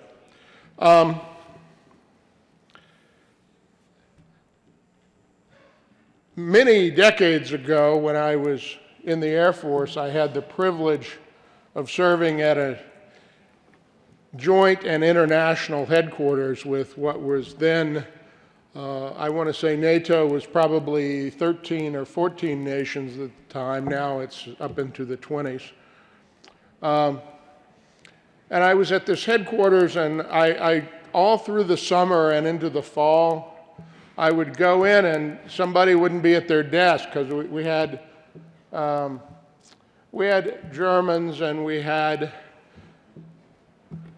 Brits and we had Turks and we didn't have French because they were outside because they had left NATO, but not really, so they had their own headquarters outside the fence, another story. All of these people, and I would go in on a day and somebody would be missing from their desk, and I would just ask, where's Wolfgang today? And someone would say, oh, it's the Germans' national day. It's the UK's national day. It's the Queen's birthday. And I said, oh, so it gives rise to that joke, do they have the 4th of July in Canada? They do, they just go to work that day. It strikes me that we ought to just declare that everyone in this 24/7 world that we're in, all employees ought to be entitled to 12 days, and you can name your 12 days.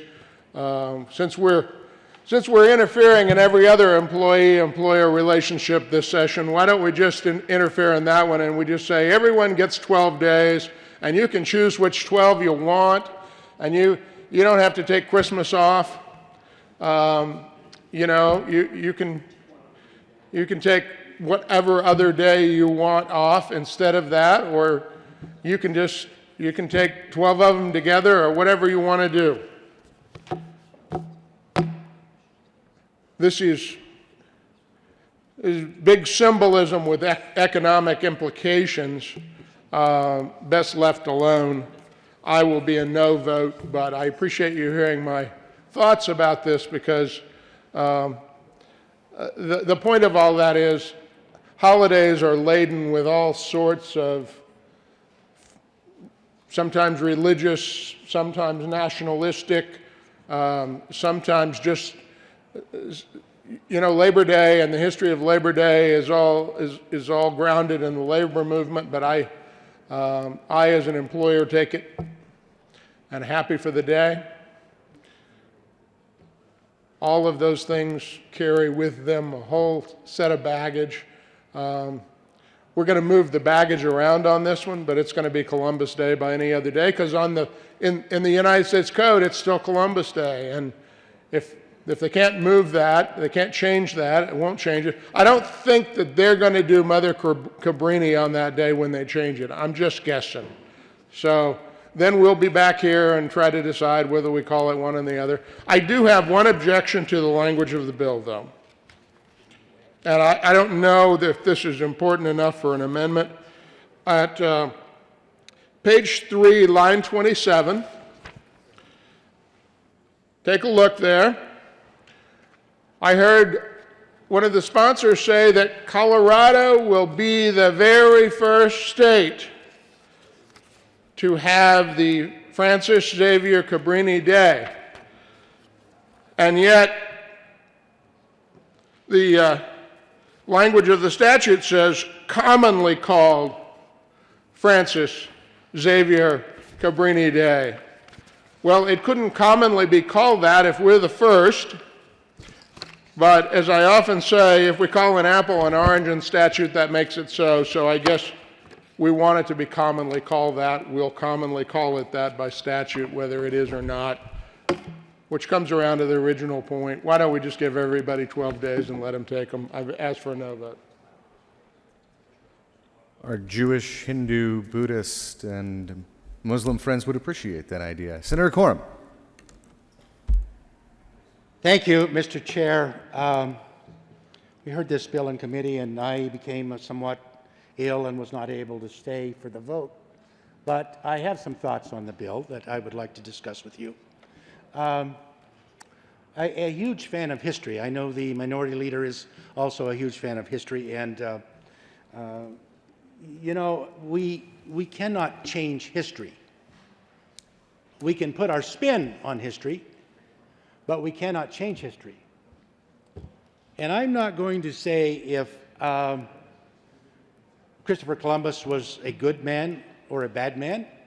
That was a couple of years before my time. I always thought it was strange that an Italian was working for the Spaniards, but I guess they worked a deal out.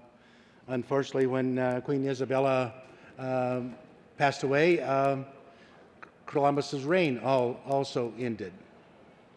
Now, we've heard a lot of testimony that how this is an insult to the Native Americans. I must tell you, as the senator who represents 2 Native American tribes, it was crickets. I never heard anything.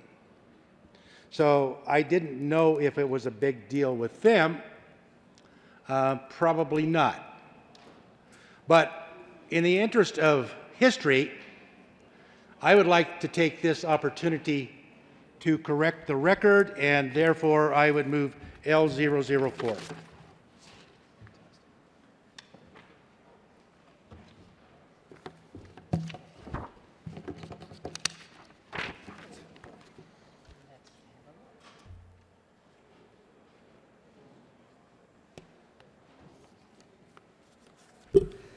There's an amendment on the desk. Will the clerk please read Amendment L004?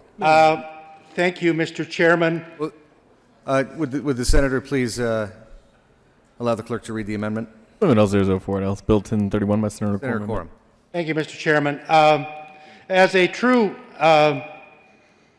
passion for history, we all talk about Christopher Columbus being first. He was not.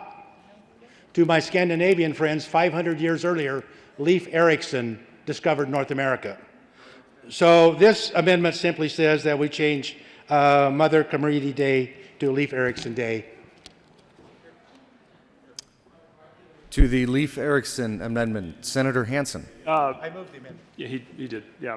Mr. Chair, thank you. Members, I would ask for a no vote on L004. I think we can safely say that the indigenous people made it to the Americas a long time before Mr. Erickson. So I'd ask for a no vote on L004. Seeing no further discussion, the question, Senator Gardner. To Leif Erikson. Thank you, Mr. Chair. Well, I want to endorse this amendment. You know, some time ago, I had my DNA tested for my family heritage, and you know, as the senator from Montrose says, that's dangerous. You might find that you have both in-laws and outlaws in your tribe, and yes, I had outlaws. Many of my ancestors were Scottish cattle thieves called nobility. But I got a revision, just goes to show you. After a while, I get this notice from the Ancestry.com, 23andMe, you name it. But I got the one from where I sent it to, and they said, "Oh, we've had a complete refinement on your DNA pattern." And I was excited to see that I had Viking blood. You know, being a fan of Ragnar Lothbrok, I was excited to see that I had Viking blood, and that in fact the Viking explorers had really come to America. And so I want to celebrate my heritage as much as you want to celebrate yours, And so I support L004. We should celebrate Leif Erikson Day. Thank you for bringing this amendment. Senator Quorum. Thank you, Mr. Chair. And to carry the humor on, I ask for a roll call vote.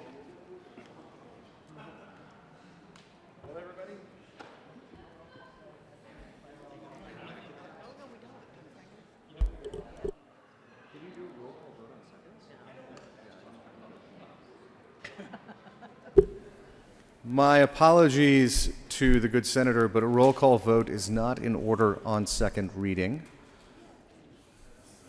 So, seeing no further discussion, the question before us is the adoption of L004. All those in favor say aye. Opposed, no. The noes have it. That amendment is lost. To the bill, Senator Williams. Thank you, Mr. Chair, and thank you, members, for all of your conversation and a lesson in history. But we did have a good conversation in committee. We had many there to testify.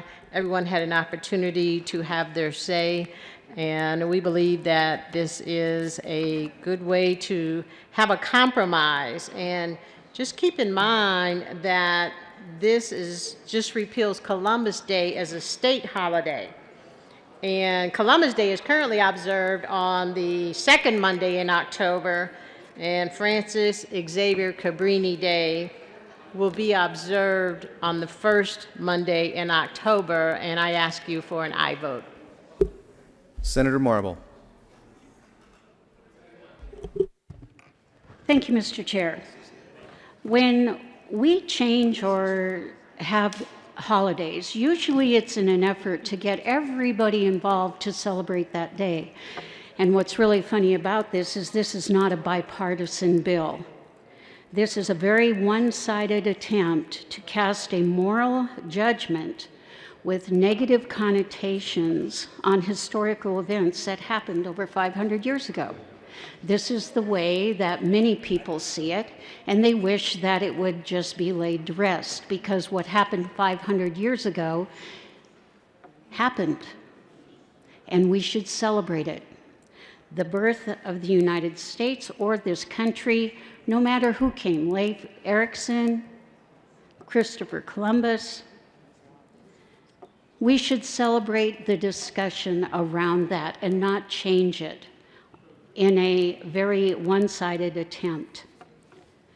This bill represents the continual revisionist war on American history and efforts to demonize everything our country represents. And this is what the people, the Italian Americans and many other Americans, believe this bill to do. Is this casting any negative on Mother Cabrini? No, absolutely not. In fact, to bring her in to overtake Christopher Columbus Day is rather strange. And they feel, I can understand how Italian Americans or anyone else who was brought up and fought wars to preserve our history and to fight for a nation we love would now have a new moral shadow cast on everything. This cuts out a whole discussion that we should be having to celebrate the birth of America, no matter when, no matter who. And a different day, yes, we should be celebrating Mother Cabrini. She was an incredible human being and a saint. But you know what? To have this, to hijack Christopher Columbus Day is just wrong. We should be celebrating Mother Cabrini on her own day within the state of Colorado, but this is a national holiday. And this is a hijacking of American history, and it's a failed attempt because this is not bipartisan by any means. And I urge a no vote on 1031, and I urge everyone to just stop the destruction of American history. Seeing no further discussion, the question before us is the adoption of House Bill 1031. All those in favor say aye. Aye. Opposed, no. The ayes have it. That bill is adopted. Will the clerk please read the title to House Bill 1080?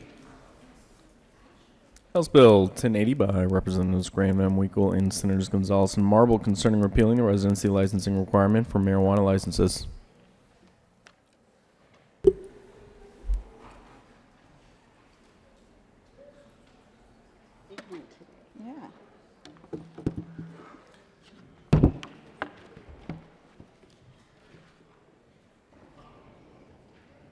Senator Gonzalez.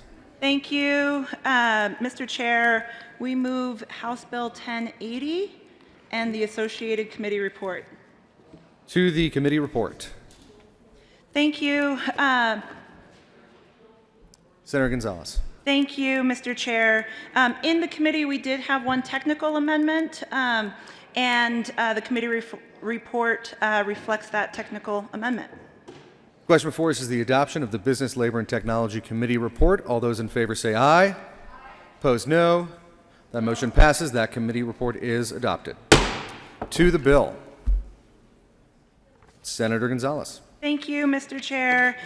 This bill is this is in the aftermath of a lot of the good work that has been done here in Colorado to grow and expand our marijuana industry. This bill is designed to ensure that if a company has employees in different states, that those different states can also, that those employees can be licensed here in Colorado, and I ask for an aye vote. Senator Marble. Thank you, Mr. Chair. I also urge an aye vote on House Bill 1080.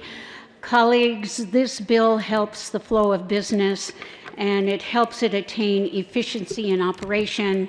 It's something all businesses aspire, and I could not be more in agreement with how this bill helps just normalize things in business operations. Senator Cook.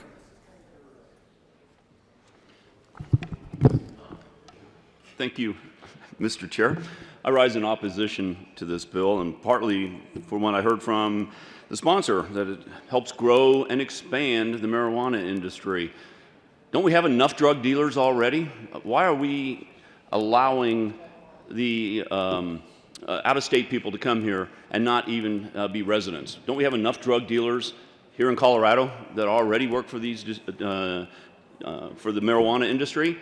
Why are we bringing in drug dealers from out of state, and who knows, maybe even out of country, to sell marijuana, dope, whatever you want to call it, to our kids and to our citizens?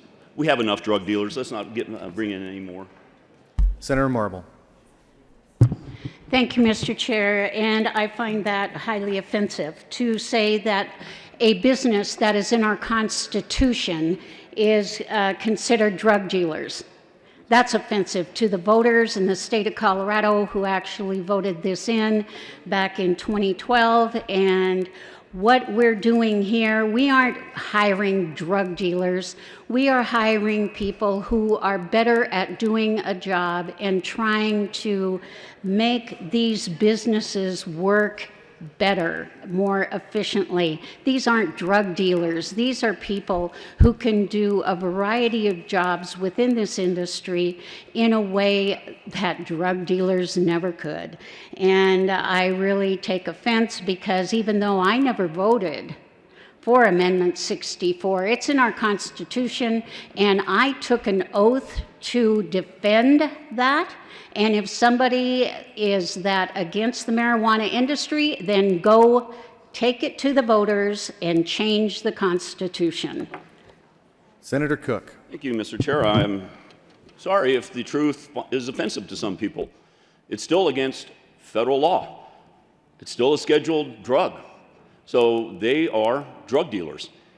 They're selling an illegal drug here in the state of Colorado, and we're going to be bringing in even more drug dealers to the state if this bill passes.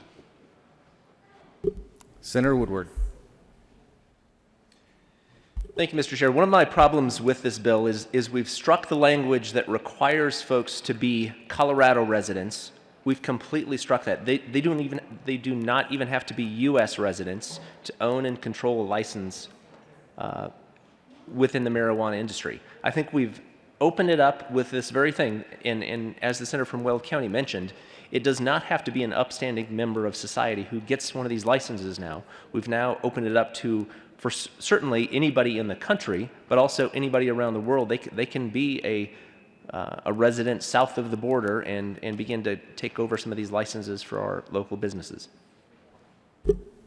Senator Marble. Thank you, Mr. Chair. I would just like to address the fact that this is the only industry within the state of Colorado that limits people being employed by a company to residency. There's no other industry in the state that makes you be an in-state resident. And if we are going to regulate and successfully regulate marijuana, we do need to have a good, sound basis and structure for regulation, and also for the people that work inside the industry to be the best, most responsible and educated people to give a higher level of efficiency and accountability to the industry. Senator Woodward. Thank you, Mr. Chair. And perhaps the bill sponsors would be willing to amend their bill to specify that at least they have to be U.S. residents to get these licenses. Is there any further discussion? Senator Marble. Thank you, Mr. Chair. If we ran an amendment to say that every corporation could now only hire U.S. residents, then I would say, sure, let's have that, because what's good for the goose is good for the gander. But just to pick on the marijuana industry because somebody has a moral high ground and thinks that the voters were wrong back in 2012 for voting this into our Constitution, well, then that's a whole different matter. But what I'm going to say right now is that the marijuana industry is a legal industry within the state, and it should be able to operate as any other corporation within the state, because bottom line, I do not pick and choose who I'm going to treat more fair. It is a legal industry within the state of Colorado. Let's start treating it as such. Seeing no further, Senator Lundin. Thank you very much, Mr. Chair. So, a little bit of consternation, some big, challenging language being tossed around. Independent free markets, that's all what I'm about. But unsavory characters participating, not so hot on that idea. Can the bill sponsors clarify exactly what are the thresholds people have to cross in order to be allowed to participate? I'm sensitive to the fact that we may have operators in the state who have operations elsewhere in the country, and more open to the idea that they're already good behavior or good actors within the state and seeking an opportunity to cross-pollinate from within their operations. A pun not intended, but I guess it is appropriate in a marijuana debate. I'm talking about cross-pollination of their employees from other elements of their operation around the country. But I want to make sure, if in fact that is allowed to happen, that those are good actors that are in fact being allowed to participate, and not folks who would be unsavory or challenging in any way to this industry. Senator Gonzalez. Thank you, Mr. Chair, and to the good senator from Monument, I appreciate the question. We often I often hear from my colleagues on this side of the aisle a desire to free business from regulation, and this is really the intent behind this policy. Second, to respond directly to the question, this doesn't change any of the extraordinarily strict and intentional background check processes that an individual, regardless of whether or not they are a Colorado resident or not, would need to go through in order to receive a license. Those policies and procedures are unchanged. This just allows House Bill 1080 would allow individuals who are maybe a part of one company, but based in another state, to obtain and receive licensure here to do the work that they're already doing well in other states, to do that here in Colorado as well. Is there any further discussion of the Supremacy Clause, moral character of employees? Seeing none, the question before us is the adoption of House Bill 1080. All those in favor say aye. Aye. Opposed, no? Ayes have it. That bill is adopted. Will the clerk please read the title to House Bill 1078? House Bill 1078 by Representatives Hackers, Lewis, and Welker, and Senator Winter concerning prescription drug claims submitted by a pharmacy and in connection therewith prohibiting retroactive fees. Senator Winter. Thank you, Mr. Chair. I move House Bill 1078. To the bill. Senator Winter. Thank you, Mr. Chair. This prohibits all PBM contracts from allowing retroactive fees, including for performance or value-based contracts, and allows any unclean claim to be audited and recovered. And I do have one amendment at the desk. There is an amendment coming at the desk. I move L009. Thank you. Will the What clerk- this amendment does is saying that there is a basement for contracts that they cannot go under, but that, of course, pharmacists going above and beyond and meeting their goals or exceeding their goals can be rewarded. And I encourage a yes vote on L009. Will the clerk please read Amendment L009? Amendment L009, House Bill 1078 by Senator Winter, amending Whistle page 2 line started. Senator Winter. Thank you. I move L009. Thank you. Is there any further discussion? Seeing none, the question before us is the adoption of Amendment L009. All those in favor say aye. Aye. Opposed, no.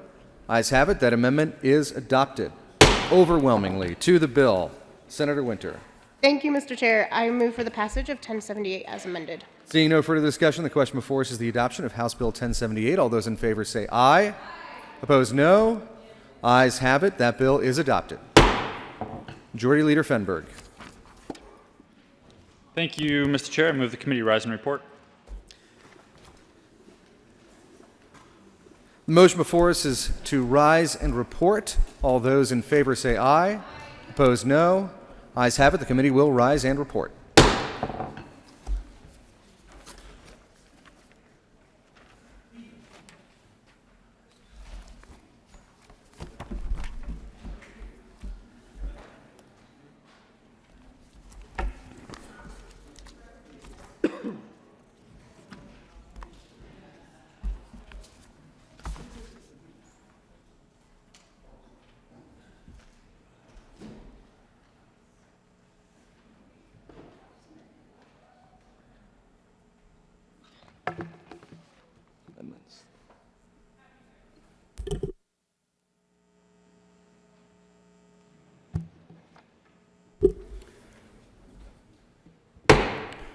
The committee will come to order. Senator Bridges. Thank you, Mr. President. The committee has met and had a number of bills under consideration. Will the clerk please read the report? Mr. President, committee begs reports that on consideration of the following tax bills being a second reading thereof, makes the following recommendations are on. House Bill 1031, House Bill 1080 is amended, House Bill 1078 is amended, passed second reading, revised, and placed on calendar for third reading and final passage. Senate Bill 138 laid over until 3/13/20 and obtaining its place on the calendar. Senator Bridges. Thank you, Mr. President. I move for the adoption of the report. The motion is the adoption of the committee of the whole report. There is an amendment at the desk. Mr. Carpenter, will you please read? Mr. Carpenter, will you please read Amendment 001 to the committee of the whole report? Committee of the whole amendment Senator 001. Gardner. Thank you, Mr. President. I move Committee of the Whole Amendment 001. To the amendment. Thank you, Mr. President. Well, members, Committee of the Whole Amendment 001 is an amendment to House Bill 1031. This is the bill that in its current form changes Columbus Day to commonly called Mother Cabrini Day. You know, what this dispute has been about for years is really about the discovery and settlement of the New World, and I was reminded of that when I, during second reading, move that it be, the senator from Montrose made a motion that it be changed to Leif Erikson Day, and the response of the sponsor and senator from Denver was, well, the Native Americans were here before the Vikings, and this is true. And what this really has always been about is whether we should pay homage to Native Americans who were here before everyone, having come across the Bering Sea, as near as we know. You know, I, in a past time, had the privilege of representing Alaska Native organizations and entities who had quite a different history than Native Americans in the lower 48, because the conquest and brutal subjugation of those Native Americans in Alaska was by Russian fur traders. A really sad history, at the same time an interesting history, one that often is not recounted. But it gave me a incredible appreciation of Native Americans and what their history and lives have been like, and their assimilation into American society, and the preservation of their culture and their struggle to preserve their culture. And so, if we're going to do this, let's do this, members. I ask that you support Committee of the Whole Amendment 001 and call it Native American Appreciation Day, because in some sense, at its core, that's what it's been about. Let's do what it's been about. I don't mind that. We of Viking heritage are not bothered by that. We of Celtic heritage are not bothered by the notion that we would replace Columbus Day with Native American Appreciation Day. I ask for an aye vote on Committee of the Whole Amendment 001. Further discussion. Senator Gonzalez. Thank you, Mr. Chair. A question for this amendment sponsor. Is there a rationale as to why you put Native American Appreciation Day as opposed to Indigenous Peoples Day, which has been put forward in multiple jurisdictions, municipally, county-wide, across the country? Before that question could be answered, the good senator from Denver will be fined $5 for referring to the president as the chair. Senator Gardner, please. Thank you, Mr. President.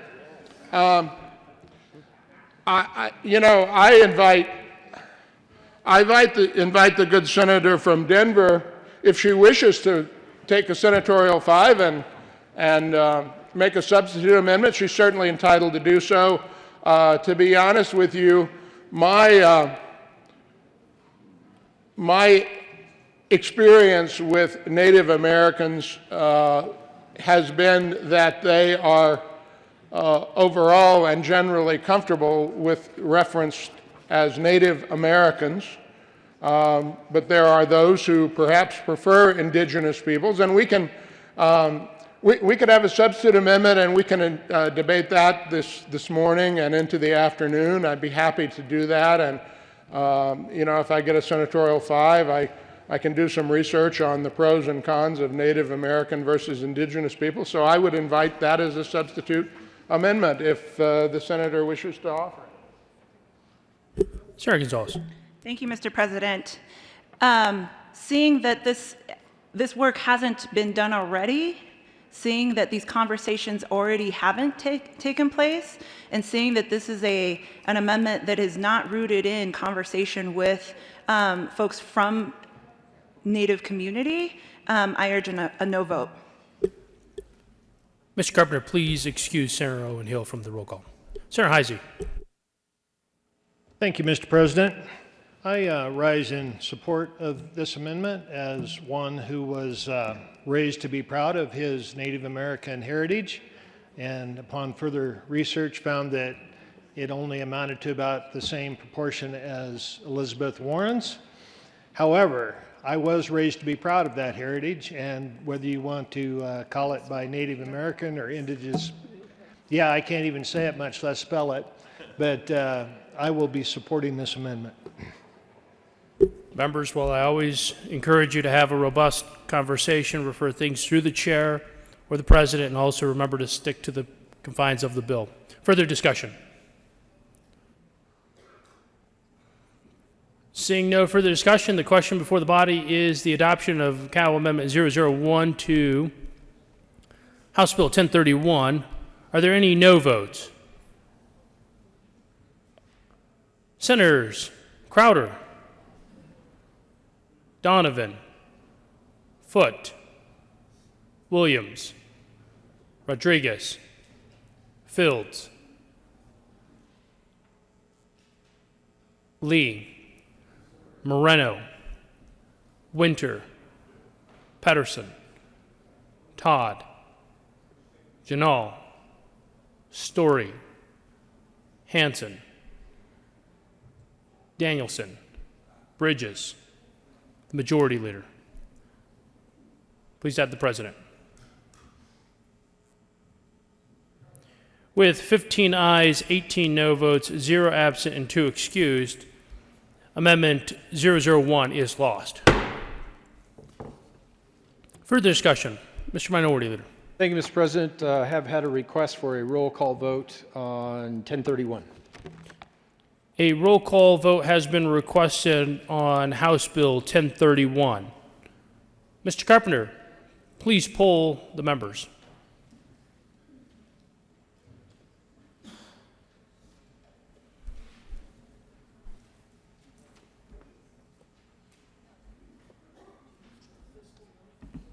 Senators Bridges.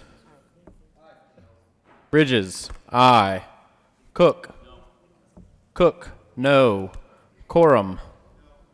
Quorum, no. Crowder. Crowder, no. Danielson. Danielson, aye. Donovan. Donovan, aye. Finberg. Finberg, aye. Fields. Fields, aye. Foote.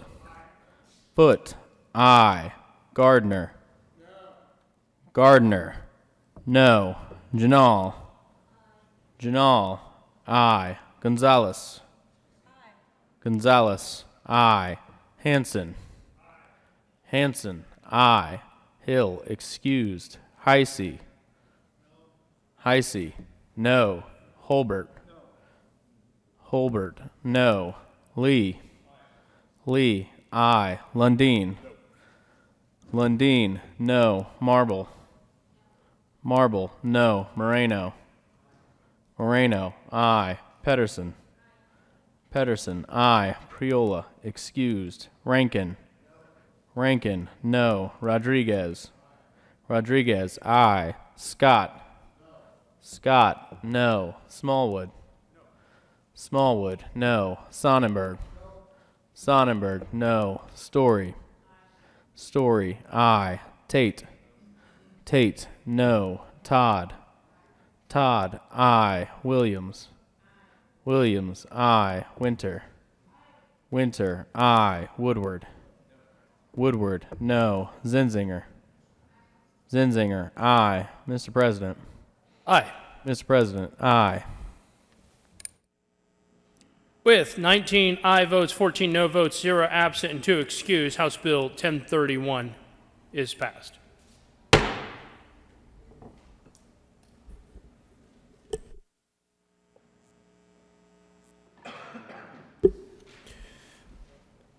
House Bill 1031, House Bill 1080 as amended, House Bill 1078 as amended, passed on second reading in order to revise and place on the calendar for third reading and final passage. Senate Bill 138 laid over until 3/13/20 and retaining its place on the calendar.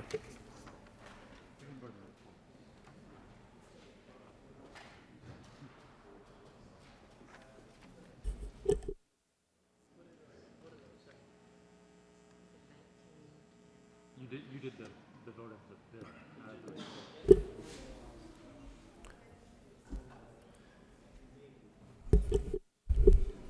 The motion The motion is for the adoption of the committee of the whole report. Are there any no votes?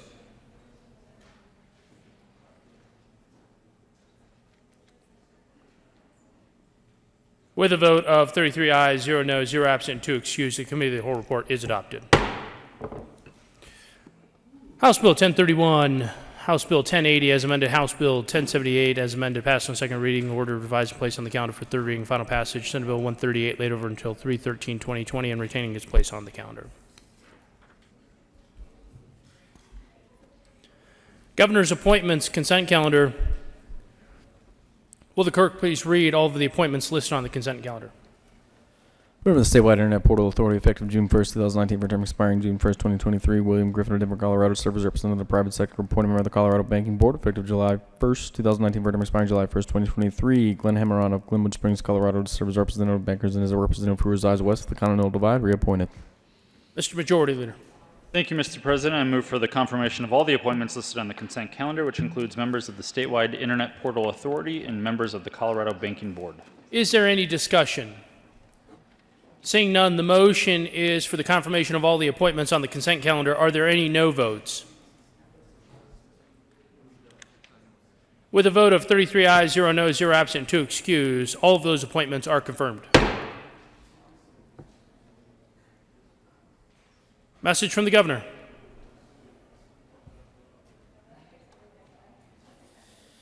January 22nd, 2020, the Honorable Colorado Senate, ladies and gentlemen, pursuant to the powers conferred by Constitutional law of the State of Colorado, I've honored to designate appointment appointments into consideration of the following members of the Colorado State Fair Authority Board of Commissioners for a term expiring November 1st, 2021. Jeffrey Mandarich of Colorado Springs, Colorado, unaffiliated from the 5th Congressional District and certified public accountant, occasioned by the resignation of William Joseph Heibel of Colorado Springs, Colorado, appointed for a term expiring November 1st, 2023. Miguel Baca Barragan of Denver, Colorado, a Democrat from the 1st Congressional District, appointed. Sincerely, Jared Polis, Governor. Agriculture and Natural Resources. October 29th, 2019, the Honorable Colorado Senate. Ladies and gentlemen, pursuant to the powers conferred by Constitutional law of the State of Colorado, I have honored to designate appointment appointments made consideration of the following members of the Colorado State Fair Authority Board of Commissioners, effective November 1st, 2019, for term expiring November 1st, 2023. Brian Collier Copham of Longmont, Colorado, and affiliated from the 4th Congressional District, appointed. Sincerely, Jared Polis, Governor. Agriculture and Natural Resources. Signing the bills. The President has signed Senate Bill 82 and 91. Announcements. Senator Lundeen. Thank you very much, Mr. President. Colleagues, you are in the presence of greatness. In the Senate, other than your own considerations and opinions of yourselves, I might suggest, we actually have a gold medalist in the room with us today. As you all know, I hail from down in El Paso County where Olympic City, USA exists. We also have with us today some folks from the Special Olympics. And I would like you to meet today Julia Boatwright, who's the Director of Foundation Relations, Megan Scrimmen, who is the CEO, but most importantly, please acknowledge Kyle Visser, who is a Special Olympics Colorado athlete who won a gold medal at the World Games in Abu Dhabi. Also with us today is Mackenzie Nicole. She was selected to attend the Global Youth Summit, also in Abu Dhabi. The Special Olympics, colleagues, is about revealing the champion in all of us. And I would encourage you to acknowledge the folks who are with us here today.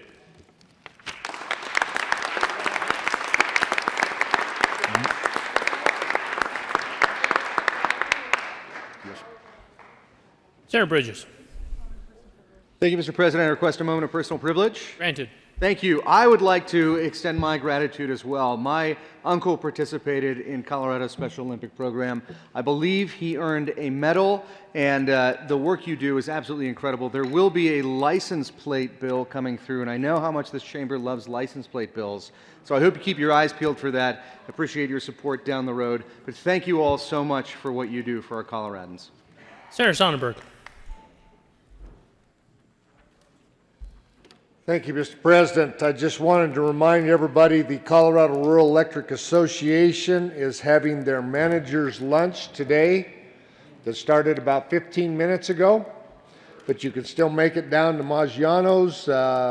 For those that don't know, rural electrics are the way us rural people get our electricity, because none of the regular companies would actually come out to rural Colorado. And so they are owned by the people in those areas, and would love to have you join us for lunch. Thank you, Mr. President. Senator Donovan. Thank you, Mr. President. I would like to invite everyone tomorrow morning, 7:45 to 8:50, to join us in the House committee rooms for a really interesting presentation on Colorado water. It's presented by a number of experts in this arena, but we would love to have you join us. We are entering in what will be a new phase in the history of the Colorado River, where we will have to seriously consider what happens when the lower basin states start placing demands on the Colorado River within our state boundaries. And tomorrow is a great opportunity to start learning about what a sustainable Colorado water future could be. So we would love to have you join us tomorrow from 7:45 to 8:50 down in House Committee Room 112. Thank you. And of course, there will be breakfast. Senator Williams, followed by Senator Crowder.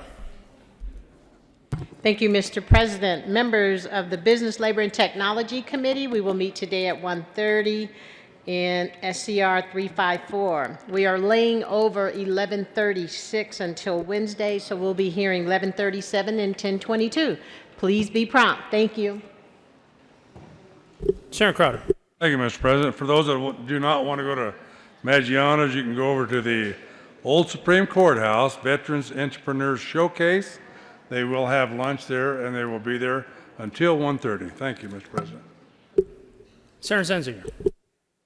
Thank you, Mr. President. Members, we will not be having a Senate Appropriations Committee meeting tomorrow. The bills that were scheduled for tomorrow will be heard on Friday. Thank you. Senator Foote. Thank you, Mr. President. State Affairs, just want to reiterate what's on the calendar. We're meeting at 1:30 today. We're hearing House Bill 1036, followed by 1153, 1066, Senate Bill 103, and then 174, just as on your calendar. We're meeting upstairs in room 357. Thank you. Mr. Majority Leader.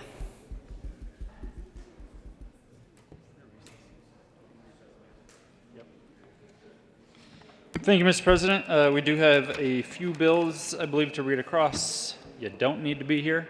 Mr. President, I move the Senate recess until 1 p.m. today. You have heard the motion. All those in favor say aye. All those opposed, no. The ayes have it, and the motion is adopted. The Senate will stand in recess until 1300 hours today.